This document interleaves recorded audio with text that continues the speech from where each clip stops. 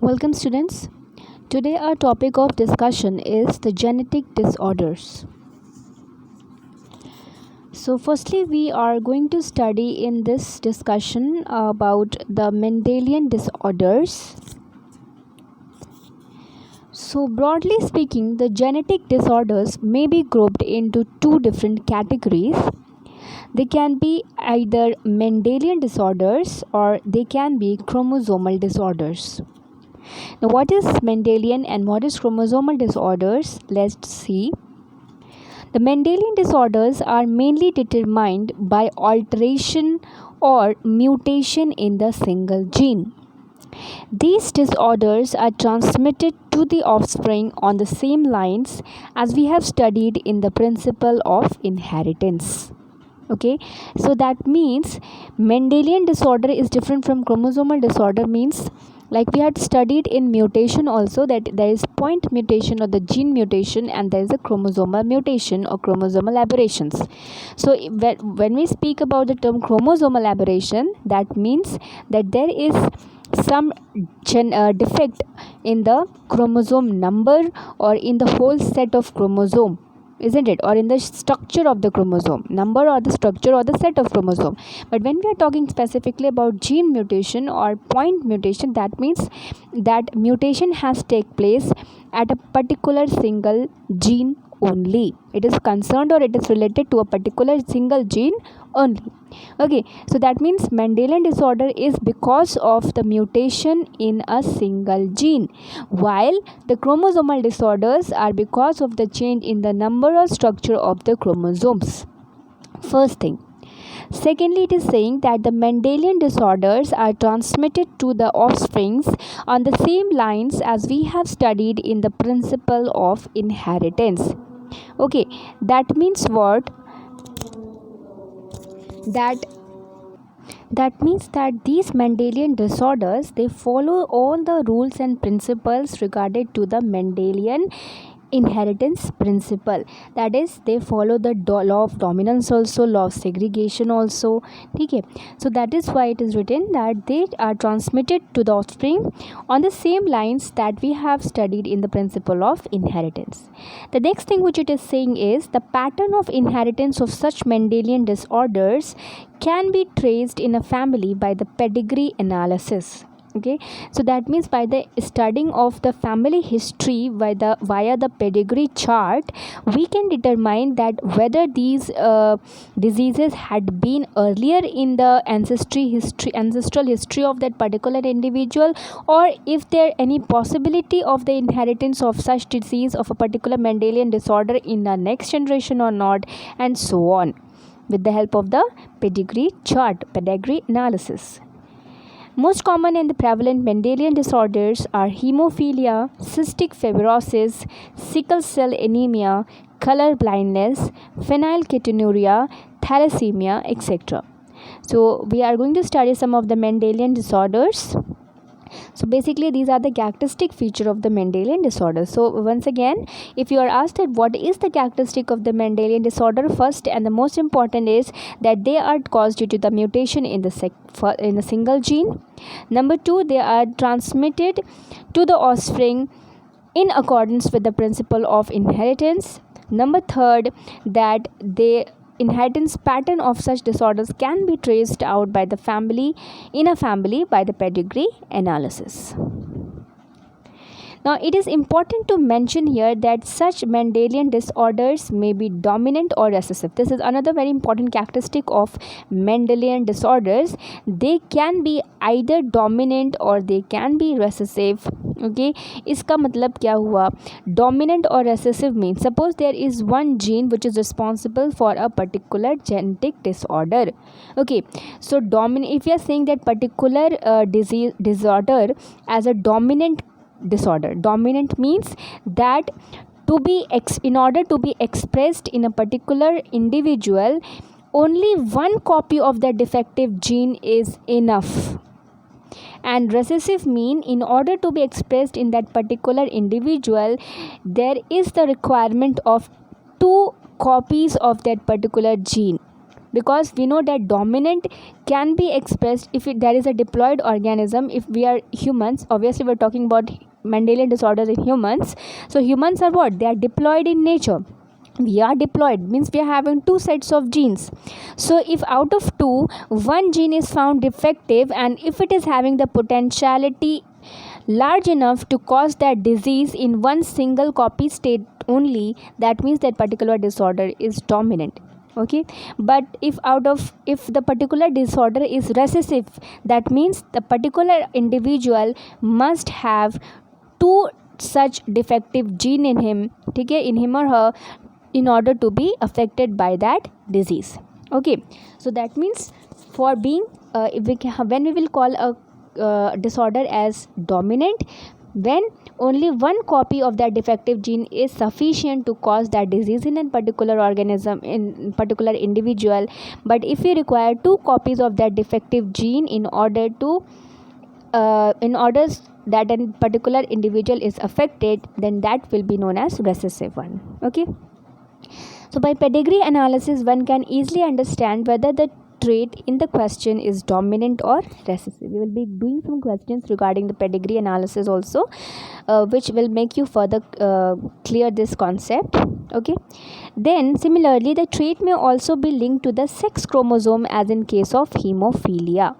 So first thing was that Mendelian disorder can either be dominant nature or can be of recessive nature. Okay, second is that the Mendelian disorders can be autosomal also, or they can be related to the sex chromosomes also. ठीक है, इसका मतलब कि किसी autosomal chromosome के किसी एक particular gene में अगर डिसऑर्डर हुआ है तो उस डिजीज़ को हम ऑटोसोमल मेंडेलियन डिसऑर्डर कहेंगे. लेकिन अगर वो पर्टिकुलर डिफेक्ट या पर्टिकुलर म्यूटेशन किसी सेक्स क्रोमोसोम से रिलेटेड है, या एक्स क्रोमोसोम से या वाई क्रोमोसोम से रिलेटेड है, तो हम फिर उसको सेक्स लिंक्ड डिसऑर्डर कहते हैं. Sex linked disorder. Sex linked disorder में भी वो क्या हो गए, टू टाइप्स के हो सकते हैं. Either they can be X linked और they can be Y linked. अगर एक्स जीन में कोई डिफेक्ट पाया जा रहा है तो उसको हम एक्स लिंक्ड डिसऑर्डर बोलेंगे ऑब्वियसली, और अगर वाई पे है तो उसे हम वाई लिंक्ड कहेंगे. इसका मतलब मेंडेलियन डिसऑर्डर डोमिनेंट हो सकता है, रेसेसिव हो सकता है, ऑटोसोमल हो सकता है, या फिर सेक्स लिंक्ड हो सकता है.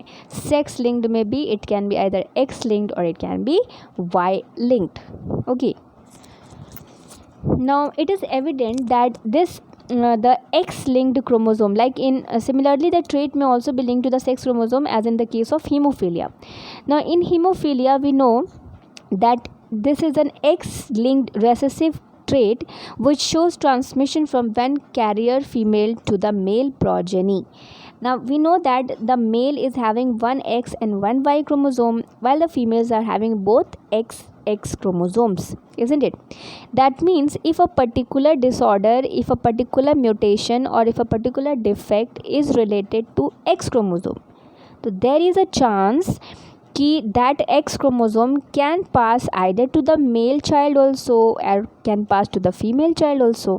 ठीक है, मेल के पास 2x क्रोमोसोम्स 1x और 1y क्रोमोसोम होता है, फीमेल के पास 2x क्रोमोसोम होती है. अगर वी आर सेइंग कि कोई मेंडेलियन डिसऑर्डर है जो एक्स क्रोमोसोम से लिंक्ड है, तो अब चांस है ना कि वो एक्स क्रोमोसोम या तो सन को भी इनहेरिट हो सकता है, और वही एक्स क्रोमोसोम जो है वो डॉटर को भी इनहेरिट हो सकता है. लेकिन अगर हम कह रहे हैं कि एक्स लिंक्ड रेसेसिव कोई कैरेक्टर है, तो रेसेसिव का मतलब क्या हो गया, हमने पहले पढ़ा है कि उस डिज़ीज़ को एक्सप्रेस होने के लिए उसकी 2 कॉपी चाहिए. इसका मतलब कि अगर सन है, ठीक है, अगर डॉटर है सपोज, तो एक एक्स क्रोमोसोम पे अगर जीन डिफेक्टिव पाया गया तो दूसरा एक्स क्रोमोसोम नॉर्मल है. और हमने क्या कहा कि एक्स रेसेसिव में एक्सप्रेस होने के लिए दोनों में डिफेक्टिव जीन होना चाहिए, तभी वो एक्सप्रेस होगा, है ना. तो इसका मतलब कि फीमेल्स में चूँकि 2 एक्स क्रोमोसोम है और एक एक्स क्रोमोसोम डिफेक्टिव है and the disorder is recessive, इसका मतलब कि फीमेल्स में एक्सप्रेस होने के लिए जब तक दोनों एक्स क्रोमोसोम डिफेक्टिव ना हो तब तक वो फीमेल अफेक्टेड नहीं कहलाएगी, वो कैरियर कहलाएगी, वो अफेक्टेड नहीं कहलाएगी. लेकिन मेल्स में अगर हम देखें तो मेल्स में एक एक्स क्रोमोसोम होता है और एक वाई होता है. तो एक एक्स जो है और एक्स और वाई क्या है, दोनों हेमीजाइगस कंडीशन, मतलब दोनों इक्वली जो है वो एक्सप्रेसिबल है। इसका मतलब कि चूँकि एक्स एक ही है तो ऑब्वियसली हर हाल में वो एक एक्स जो है एक्सप्रेस होगा ही होगा, ठीक है, क्योंकि वहाँ पे दूसरा एक्स कॉपी नहीं है, वहाँ पे वो डोमिनेंट फॉर्म में हो गया, ठीक है। तो वाई में मतलब कि मेल्स जो है वो अगर एक्स लिंक्ड रिसेसिव डिसऑर्डर है तो मेल्स हमेशा अफेक्टेड रहेंगे, लेकिन फीमेल्स अफेक्टेड भी हो सकती हैं और कैरियर भी हो सकती हैं। This will be more clear when will consider the diseases. Okay, like hemophilia. The very first example of the Mendelian disorder is hemophilia. Now this is a sex-linked recessive disease. Basically it is an X-linked recessive disorder which shows its transmission from unaffected carrier females to some of the male progeny. Okay, and this has been widely studied. In this disease, a single protein that is a part of the cascade of proteins involved in the clotting of blood is affected. Due to this, in an affected individual, a simple cut will result in non-stop bleeding. The heterozygous female carrier for hemophilia may transmit the disease to the sons. First of all, the very first thing which you should know about hemophilia is what happens in hemophilia. Actually, we all know that the platelets are responsible for clotting up of the blood. They are also known as the thrombocytes. Okay. Now that procedure of the clotting of the blood is not a single step. It involves a sequence of large number of proteins. तो if by mutation किसी एक single protein में कोई mutation हो गया या defect आ गया, ठीक है, तो क्या होगा कि क्लॉटिंग ऑफ द ब्लड जो है वो अफेक्ट होगा, ठीक है। कई सारे प्रोटीन्स इन्वॉल्व हैं ब्लड को क्लॉट करने में। अगर एक भी प्रोटीन में कोई डिफेक्ट हो गया तो क्या होगा कि ब्लड क्लॉटिंग अफेक्ट होगी। इसका मतलब कि जो नॉर्मल कट और इंजरी पे हमारी ब्लड क्लॉट हो जाते हैं आफ्टर 5 मिनट्स और after few minutes of time depending upon the intensity of the injury, वो नहीं होगा ऐसे पेशेंट्स में जो हीमोफिलिक होते हैं, क्योंकि उनमें प्लेटलेट्स का और ये क्लॉटिंग फैक्टर्स का फॉर्मेशन बहुत कम होता है, फार बिलो द नॉर्मल रेंज। तो इनमें क्या होगा कि अगर सिंपल सा माइनर सा कट भी हो गया जो नॉर्मल लोगों में with in few minutes with in few seconds अपने आप क्लॉट कर जाता है, वो उनमें नहीं होगा and they will keep on bleeding and bleeding. It will result in non-stop bleeding and in some cases it can be very harmful and may even lead to death. So this is also known as the bleeder's disease. Okay. तो basically यहाँ पे भी क्या है कि एक single protein पे mutation हुआ है, यानी कि यहाँ पर भी क्या है जीन म्यूटेशन या पॉइंट म्यूटेशन हुआ है, जिसकी वजह से ब्लड क्लॉट करने वाला प्रोटीन अफेक्ट हुआ, because of which the person blood is not able to clot effectively. ये हो गया क्या the main characteristic of haemophilia. अब अगर हम जेनेटिक वे में देखें इसको, तो ये जो जीन है जो रिस्पॉन्सिबल है हीमोफीलिया के लिए, ये किससे रिलेटेड है, ये एक्स क्रोमोसोम से रिलेटेड होता है. और इसका नेचर कैसा है, एक्स क्रोमोसोम से रिलेटेड है, इसका मतलब इसका नेचर कैसा हुआ कि ये सेक्स लिंक्ड डिसऑर्डर हुआ. ठीक है, जो डिजीज़ेस हमारे सेक्स क्रोमोसोम से रिलेटेड होते हैं उसको हम सेक्स लिंक्ड कहते हैं, और जो हमारे ऑटोसोम से रिलेटेड होते हैं उसको हम ऑटोसोमल कहते हैं. ठीक है, तो ये हमारा सेक्स लिंक्ड डिसीज़ है हीमोफीलिया. ओके, जो कि कैसा है, रेसेसिव है, यानी किसी एक पर्सन में हीमोफीलिया अगर होना है, 100% हीमोफीलिया अफेक्टेड होता है वो पर्सन, इसका मतलब क्या हुआ कि उस पर्सन के अंदर उसके दोनों सेक्स क्रोमोसोम्स पे जो है वो, अगर वो फीमेल है तो उसके दोनों एक्स क्रोमोसोम पे वो डिफेक्टिव जीन पाया जाना चाहिए. ठीक है, अभी मैंने बताया कि रेसेसिव का मतलब क्या हुआ कि they require 2 copies of that particular defective gene in case of females. अगर ये सेक्स लिंक डिसऑर्डर है तो फीमेल्स के दोनों एक्स क्रोमोसोम पे जब तक कि दोनों डिफेक्टिव जीन्स नहीं होगा वो फीमेल जो है वो अफेक्टेड नहीं कहलाएगी. लेकिन मेल्स में चूँकि एक ही कॉपी ऑफ एक्स क्रोमोसोम होता है, दूसरा तो वाई है, तो एक्स हर हाल में अपने को एक्सप्रेस करेगा। इसका मतलब कि मेल्स हर हाल में एक एक्स क्रोमोज़ोम पे भी रहेगा अगर वो डिफेक्टिव जीन। तो चूँकि उसके अंदर सिर्फ मेल्स में एक ही एक्स क्रोमोज़ोम होता है, तो 100% चांसेस है कि वो पर्टिकुलर मेल कैसा होगा, अफेक्टेड होगा, हीमोफिलिक होगा। लेकिन फीमेल के दोनों एक्स क्रोमोज़ोम में से अगर सिर्फ एक में एक एक्स क्रोमोज़ोम डिफेक्टिव जीन पाया जा रहा है तो उसको हम कैरियर वुमन कहेंगे, और अगर दोनों पे पाया जा रहा है तो हम उसको अफेक्टेड कहेंगे, affected female. Okay, understood. So that is why in female the heterozygous female का मतलब कि दो एक्स क्रोमोज़ोम में से एक x chromosome defective gene carry कर रहा है और एक एक्स क्रोमोज़ोम नॉर्मल है। तो ऐसी क्रोमोज़ोम को हम ऐसे फीमेल को हम क्या बोलते हैं, कैरियर फीमेल कहते हैं, जो नेक्स्ट जनरेशन में वो डिफेक्टिव जीन ट्रांसफ़र करने का काम करती है। और बेसिकली जो पॉसिबिलिटी है कि फीमेल्स जो है वो अफेक्टेड हो वो बहुत कम होती है। ठीक है, हीमोफीलिया के केस में बेसिकली जो फीमेल्स होती है मोस्टली कैरियर का ही काम करती है और मेल्स 100% अफेक्टेड होते हैं। So the possibility of a female becoming a hemophilic is extremely rare because mother of such a female has to be at least carrier and the father should be hemophilic। इसका मतलब क्या हुआ कि अगर किसी female में haemophilia बहुत ही rare होता है। क्यों रेयर होता है? क्योंकि अभी मैंने बताया कि दोनों एक्स क्रोमोज़ोम पे वो डिफेक्टिव जीन होगा तभी वो फीमेल जो है वो हीमोफिलिक कहलाएगी। तो ऐसा कब होगा? ऐसा तभी होगा ना जब उसकी माँ या तो कैरियर रही हो उस डिज़ीज़ के लिए और उसके फादर 100% हीमोफिलिक रहे हों। तो हीमोफिलिक मेल्स जो होते हैं उनके चांसेस ऑफ सर्वाइवल बहुत कम होता है। ठीक है, तो ऐसा केस क्या होगा, बहुत ही रेयर कॉम्बिनेशन बन पाएगा ये।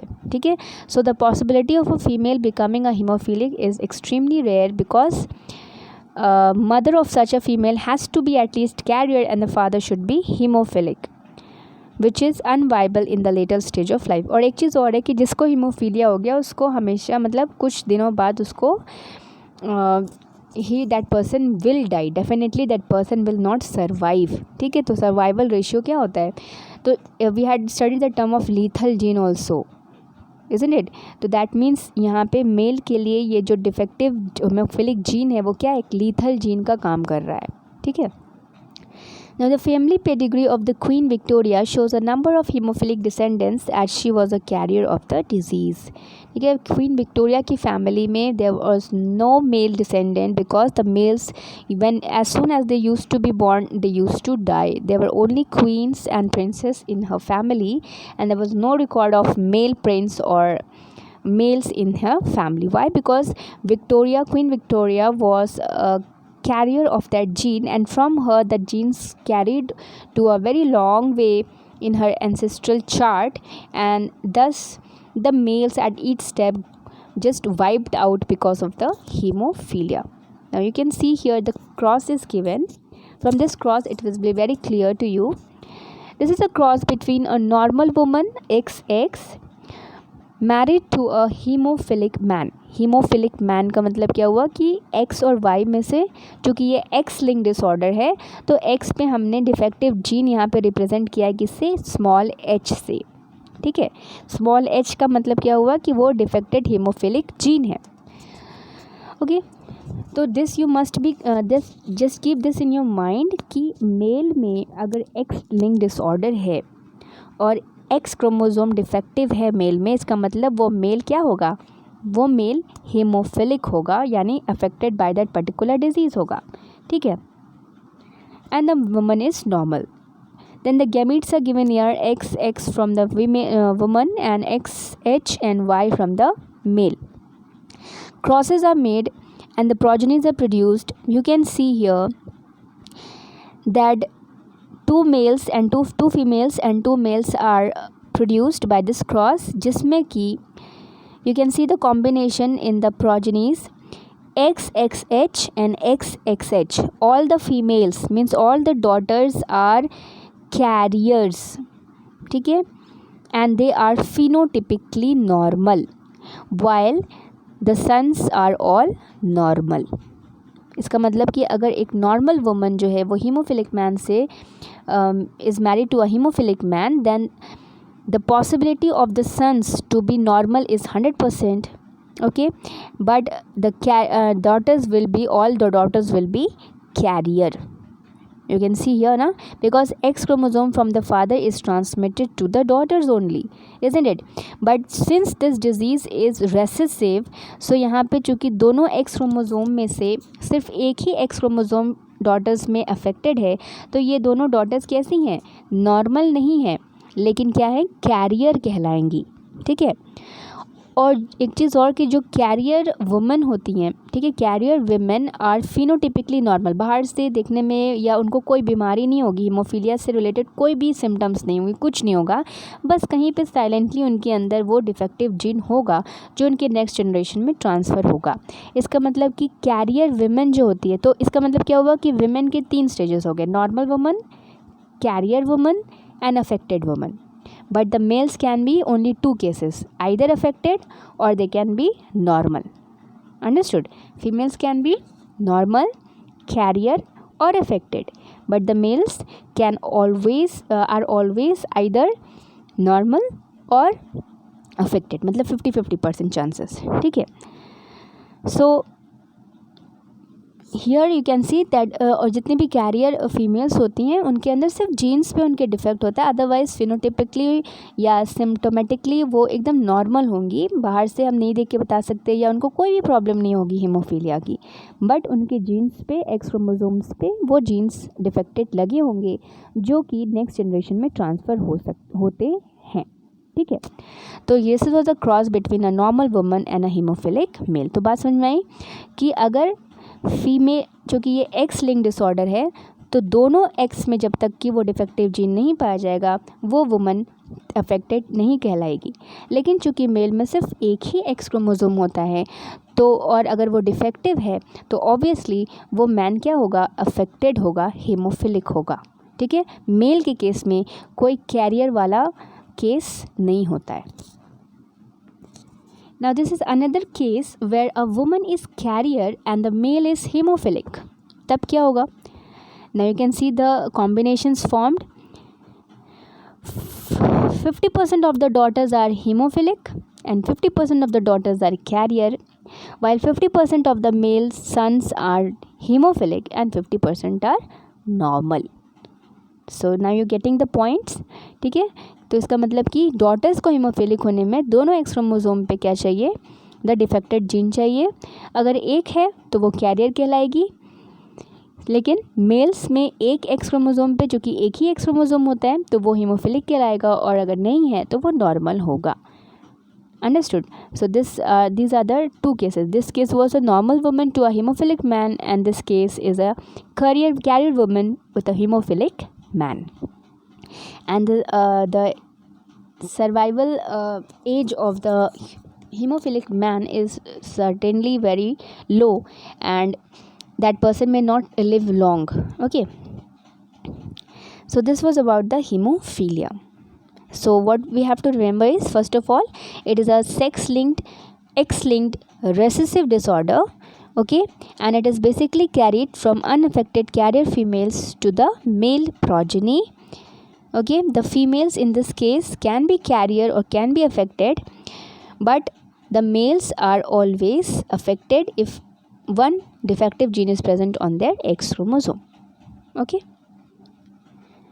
now the next disorder which we have to study is the sickle cell anemia. This is an autosome linked recessive trait that can be transmitted from parents to the offsprings when both the partners are carrier of for the gene or heterozygous. Now this hemophilia was a sex linked disorder, क्योंकि वहाँ पे defective gene कहाँ पे था, x chromosome पे था। लेकिन अगर डिफेक्टिव जीन हमारे ऑटोसोमल क्रोमोसोम्स में से किसी भी क्रोमोसोम पे हो तो उसको हम ऑटोसोमल डिसऑर्डर कहते हैं, और वो भी कैसा है, रेसेसिव है, यानी कि जब तक कि 2 कॉपी ऑफ वो डिफेक्टिव जीन नहीं होगा तब तक वो पर्सन सफरर नहीं कहलाएगा। Example is sickle cell anemia. The disease is controlled by a single pair of allele HBA and HBS. Out of these 3 possible genotypes, only homozygous individuals for HBS show the diseased phenotype. Heterozygous HbA-HbS individual appears apparently unaffected, but they are the carrier of the disease, as there is 50% probability of transmission of the mutant gene to the progeny, thus exhibiting sickle cell trait. Now actually what happens is, you can see here also there is a concept of carrier female and the, now here since it is an autosomal disorder, so the males and the females both can be the carrier. ठीक है, क्योंकि autosome सब में कैसा होता है, same होता है. ठीक है, चाहे मेल हो चाहे फीमेल हो, लेकिन सेक्स क्रोमोसोम के केस में मेल अलग होता है, फीमेल अलग होता है. मेल्स के पास XY क्रोमोसोम, फीमेल के पास XX क्रोमोसोम, लेकिन ऑटोसोम तो सबके पास दोनों कॉपी सेम ही होती है. इसका मतलब ये है कि अगर कोई डिसऑर्डर मेंडेलियन अगर वो ऑटोसोमल है तो वो दोनों मेल और फीमेल में एक जैसा हो सकता है. ठीक है, अब ये सिकल सेल एनीमिया भी रेसेसिव डिजीज़ है. इसका मतलब क्या हुआ कि जब तक 2 कॉपी नहीं होगा डिफेक्टिव जीन का, तब तक वो पर्सन जो है वो सिकल सेल एनीमिया से अफेक्टेड नहीं कहलाएगा. तो मान लो कि एक जीन है सिकल सेल, बेसिकली क्या, it is related to a haemoglobin disorder. उसमें क्या है कि RBCs के एक्चुअल शेप की जगह जो है वो सिकल शेप के RBCs का फॉर्मेशन होने लगता है. Will talk about that disease later on. Firstly study about the patterns. तो अगर मान लो कि एक डिजीज़ यहाँ पे एलील्स मेंशन है, you can see the allele HbA जो है वो नॉर्मल हीमोग्लोबिन बनाता है और HbS जीन जो है वो सिकल सेल वाले RBCs बनाता है, सिकल सेल वाले हीमोग्लोबिन बनाता है. ठीक है, HbA is the normal hemoglobin producer gene and HbS is the sickle cell gene. Okay, now the condition given here is, you can see, female यहाँ पे कैरियर है. कैरियर का मतलब क्या हुआ कि रेसेसिव है, तो दोनों में नहीं होगा, सिर्फ एक डिफेक्टिव जीन होगा उसके अंदर. और सेम केस यहाँ पे मेल के साथ भी है, यानी कि HbA अगर नॉर्मल है और HbS क्या है, डिफेक्टेड है, तो वो पर्सन क्या कहलाएगा, कैरियर कहलाएगा. उसी तरह से मेल भी है. अब अगर हम क्रॉस बनाएंगे पिनेट स्क्वायर से, हम देखेंगे तो we can see the combination here. HbA HbS को क्रॉस कराएंगे HbA और HbS से, तो हमें 4 टाइप्स के पॉसिबल कॉम्बिनेशन मिलते हैं. HbA HbA, तो दोनों में कैसा है, नॉर्मल जीन है AA, तो ये इंडिविजुअल, पहला इंडिविजुअल क्या होगा, that will be normal. Now this is the second one, HbA and HbS. अब यहाँ पे क्या है, HbS is the defective gene, लेकिन क्योंकि ये रेसेसिव ट्रेट है, 2 कॉपी होगा तभी अफेक्टेड कहलाएगा. इसका मतलब ये इंडिविजुअल क्या कहलाएगा, सिर्फ कैरियर कहलाएगा. इसी तरह से ये इंडिविजुअल जो है HbA और HbS, ये भी है सेम कंडीशन. इसका मतलब ये इंडिविजुअल भी क्या कहलाएगा, that person will be also carrier. लेकिन ये जो जीन है HbS HbS, अब इसमें क्या है कि दोनों डिफेक्टिव जीन है. ओके, सॉरी, दोनों डिफेक्टिव जीन है. इसका मतलब this 4th individual will be a sickle cell anaemia patient. ठीक है, that means this will be the affected individual. तो 4 कॉम्बिनेशन में से पहला कॉम्बिनेशन नॉर्मल था, दूसरा और तीसरा क्या है, कैरियर्स हैं, और fourth one is the affected one. That means this person is the having sickle cell anemia. So now getting my word, that means same condition यहाँ पे भी है कि recessive trait है, तो phenotypically express होने के लिए जब तक दोनों पे नहीं होगा तब तक वो एक्सप्रेस नहीं होगा, तब तक वो इंडिविजुअल्स क्या कहलाएंगे, कैरियर कहलाएंगे. ठीक है,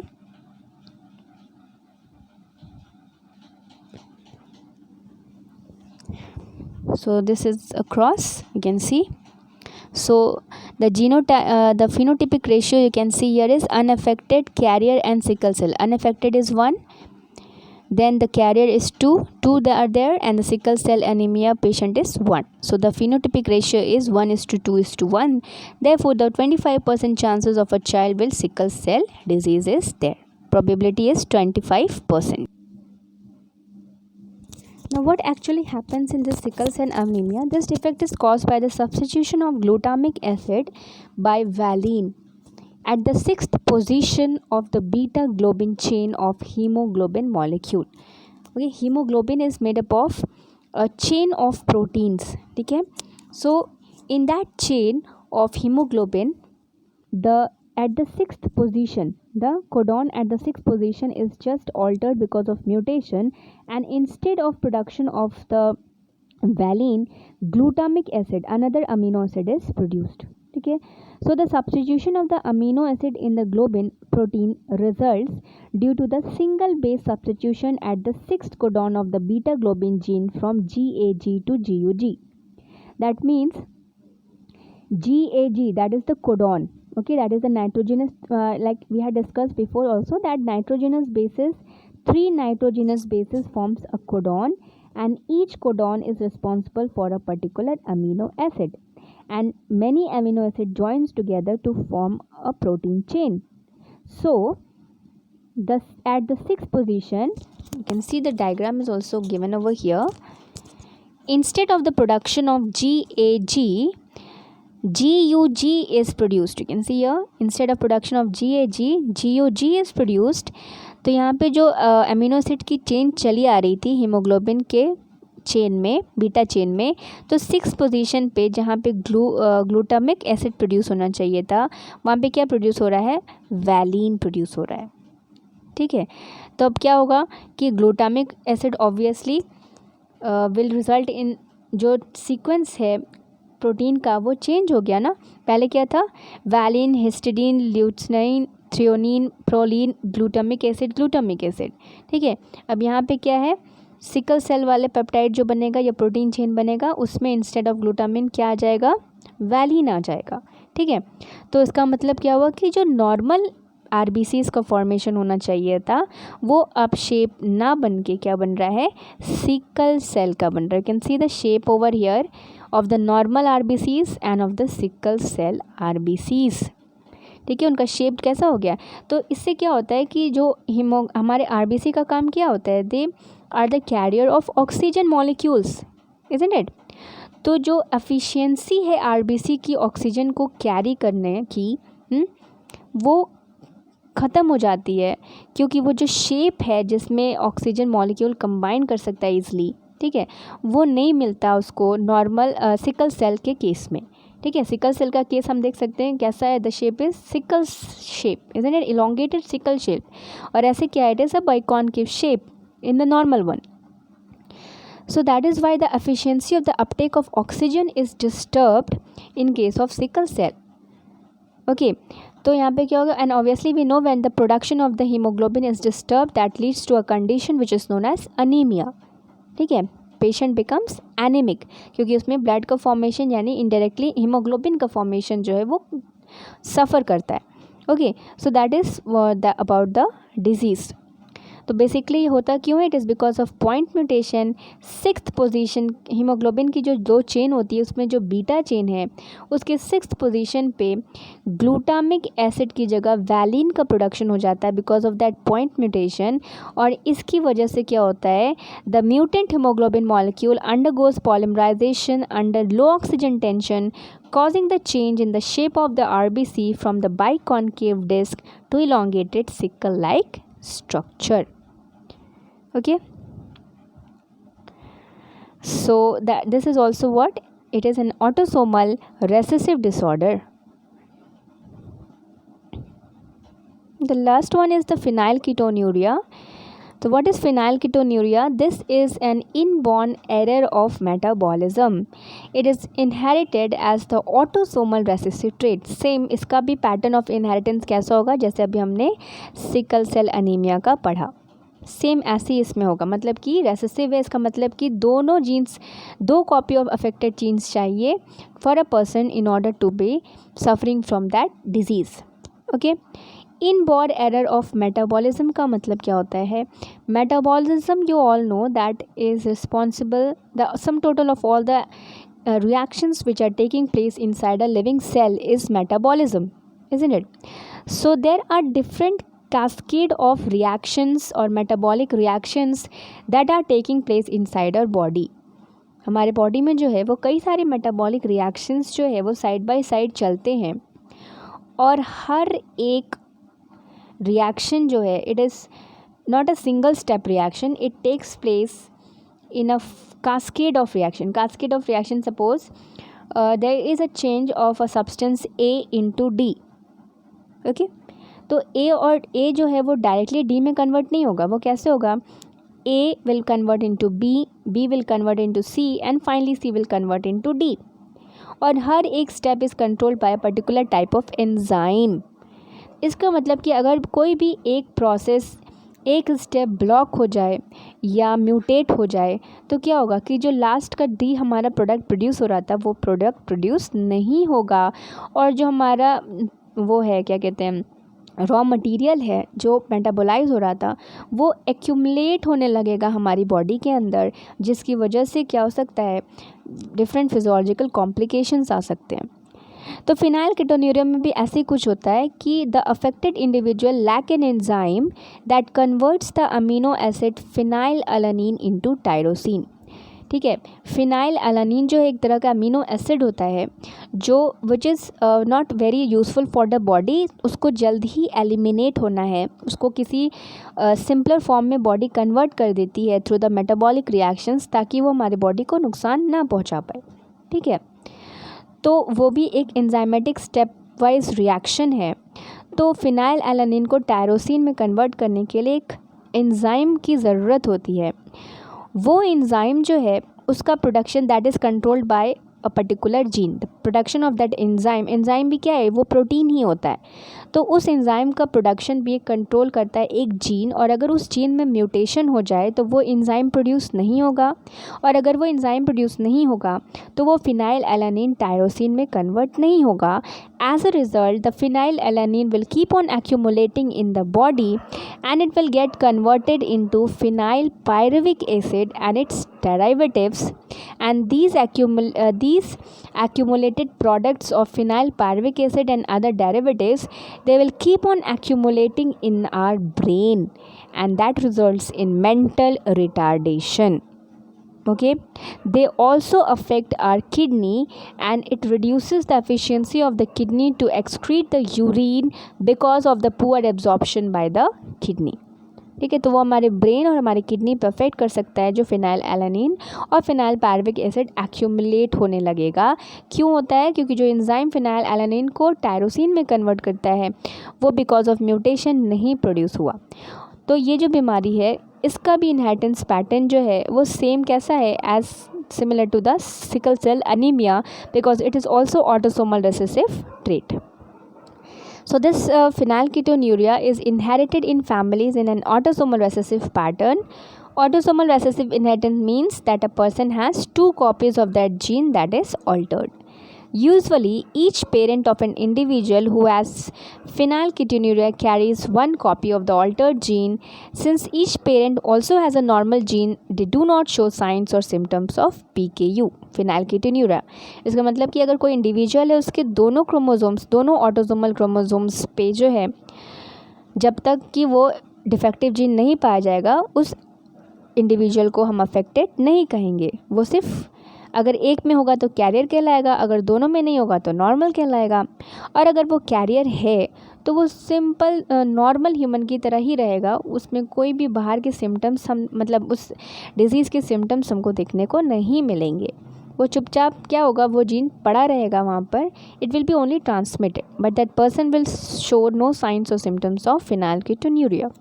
You can see here the biochemistry is given that phenylalanine is converted into tyrosine with the help of the enzyme phenylalanine hydroxylase. So this is an important question which has been asked in your examinations, competitive, that what enzyme is actually missing in this phenylketonuria, that is phenylalanine hydroxylase. Okay, and that phenyl hydroxylase enzyme deficiency leads to the accumulation of the phenylalanine and it gets converted into different types of phenyl pyruvate compounds and its derivative, ठीक है, which can accumulate in our brain and causes tremor, psychosis, seizures and cognitive dysfunctions. Okay, so this is the biochemistry of the phenylalanine when not converted into the tyrosine. Now here you can see the inheritance pattern also. the defective gene is represented by small p and the normal gene is represented by a capital P. ठीक है, तो suppose the mother is carrier, means it is having one normal and one defective gene, and the father is also carrier, one defective and one normal gene. Four combinations will be there. If both the genes are normal, so that will be, that is in the homozygous dominant condition, that person will be normal. ठीक है, if one defective gene is present and one normal is there, that means the person will be carrier. And if both the genes will be defective, means small p, then the person will be phenylketonuria. Okay, so the same type of pattern like we have studied in the sickle cell anemia. Okay, so this was about the transmission of the Mendelian. So basically we had seen Mendelian disorders, the characteristics, then examples of hemophilia, then sickle cell anemia and phenylketonuria. Thank you.